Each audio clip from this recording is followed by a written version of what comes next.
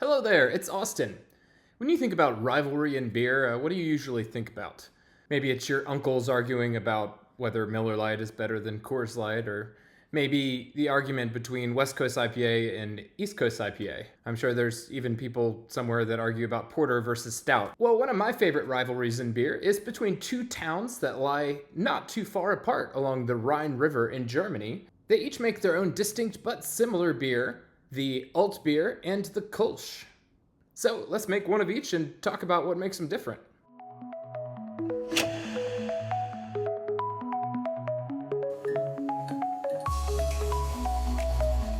We'll start both the Kölsch and Altbier recipes by collecting 4.5 gallons of reverse osmosis water. Since historically both these beers have the same water profile, I'll be adjusting with the same amounts of calcium chloride, Epsom salt, and gypsum. The fermentables for each of these batches are where we're going to start seeing the majority of the differences. With the Kölsch, I'll be using Pilsner malt, Vienna malt, and some not traditional but tasty honey added during the boil. The Altbier features Pilsner and Munich base malts with the addition of some more roasted malts like chocolate to drive up that color and that malty flavor. Each of these recipes include a 60-minute mash at 150 degrees before pulling out the grain basket and letting it drain back down into the kettle.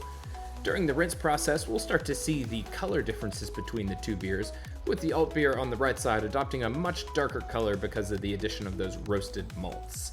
The next step on the hot side of our brew day is boiling the wort for 60 minutes and adding in our hops. For the Kölsch recipe, at the 45-minute mark, I'll be adding a 1/4 ounce of Hallertau Magnum.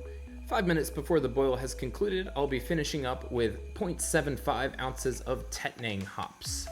Each of these beers will feature very similar hops, although added in slightly different schedules. So for the Altbier, we'll start out at the 60-minute mark with some Hallertau Magnum. At the 30-minute mark, I'll add in Hallertauer as well as Tettnang. And then finally at the 5-minute mark, we'll finish off with a last addition of Tettnang. At this point during the Kölsch brew day, I decided to add in about 12 ounces of some local honey. This is a pretty easily fermentable sugar that will help lighten up the body as well as complement the wildflower character that we're getting out of the hops, and I think just a good candidate to go along with the spirit of Kölsch. Checking the original gravity from each beer will lead us into our final step, which is adding our yeasts. For both of these beers, I'll be using WLP 029 German Kölsch.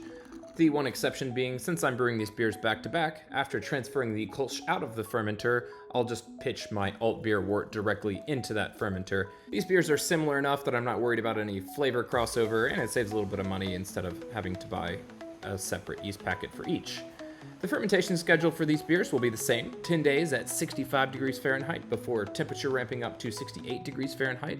When the final gravity has been confirmed on each of these beers, I'll transfer over into a 2.5 gallon torpedo keg and then carbonate at serving pressure for 2 weeks. Finally, it's time to pour our rivalry beer from each of the neighboring towns. The towns of Düsseldorf and Cologne lie approximately 35 kilometers or 22-ish miles apart along the Rhine River. Cologne is a bright and lively city, maybe most well known for its iconic Gothic cathedral, the Kölner Dome. It also features a ton of vibrant beer halls and has a great nightlife. Seems like the city really thrives on fun, especially during the carnival. Düsseldorf, on the other hand, leans a touch more traditional and professional. The city features some sleek modern architecture, as well as some higher-end shopping districts. And of course, its Altstadt, or Old Town, and Rhine Promenade add a good amount of beer, culture, and charm to the mix.